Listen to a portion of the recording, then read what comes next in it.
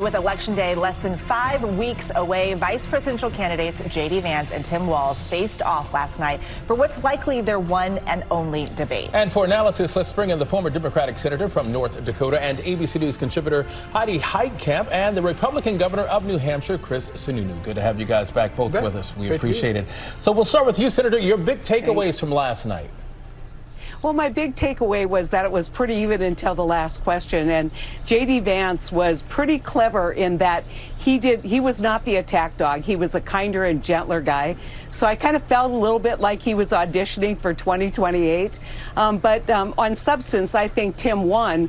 But I think the presentation of J.D. Vance really threw him off, and I think threw the viewers off. They saw a different guy than what they've been told. And so it was even until the end. And in the end, I think J.D. Vance blew the last question on the election.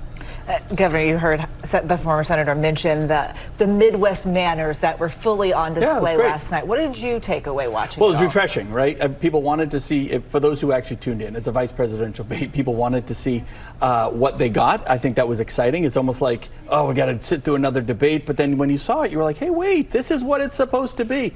And the thing I loved, it was more of a conversation at times, right? You had to talk to the moderators and answer the questions, but then they didn't mind talking with each other. They complimented each other, and it clearly showed that for those who think that democracy is ending and this is all going to be bad, you know, if the other side wins and all that, it's going to be fine. It really is. So I think JD did phenomenally. I think he for those swing voters that were out there that might not like Trump's personality and his blusteriness and, you know, some of the crazy talk that he throws, I think that gave a lot of folks confidence that this is going to be an administration that understands policy, can build a good team, can bring other good folks in on it. So that's kind of the message to those swing voters who might not want to, you know, be with Trump right now. It's like, look, if you have to hold your nose because of him, understand you're going to get a great Republican administration that believes in local control and limited government and low taxes and just talking about these issues the right way, and a team that is willing to work across the aisle, which clearly JD is. Senator, historically, VP debates don't have an impact on presidential races. Do you think this one could be different this time around?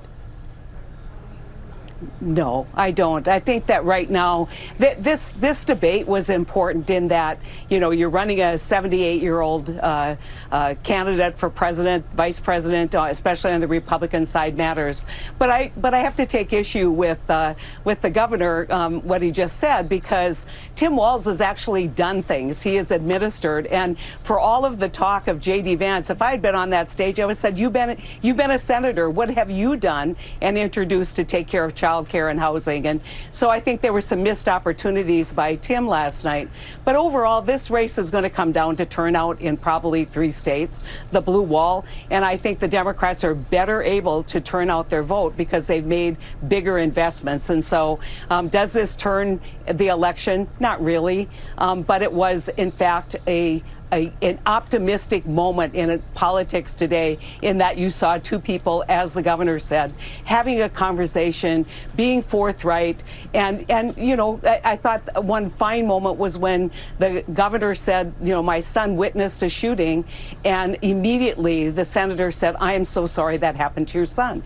And that's what America wants in their politics. And I thought that was definitely a high moment of the debate. Can I hit something there? I think Heidi's exactly right. Vice presidential debate, minimal, fraction of a fraction impact. But remember, Pennsylvania will come down to a few thousand voters.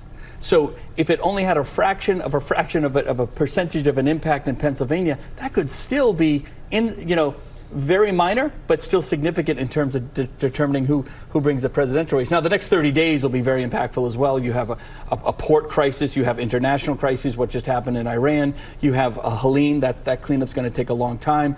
You know, North Carolina and Georgia, will everyone be able to vote? Right? That's something to consider. And when you, again, states that could go down to a few thousand votes, making sure that everyone has that opportunity to vote. Will the lights be on? Right, in a lot of those towns where there's just been absolute devastation. How will that impact? In those 2 swing states, I'm not sure where it goes, but you have some external factors here that could really make that very slight difference, but all the difference in the world. Thank you. We got to leave it there. Former Senator Heidi Heitkamp and Governor Chris Sununu, thanks to you both. We appreciate it.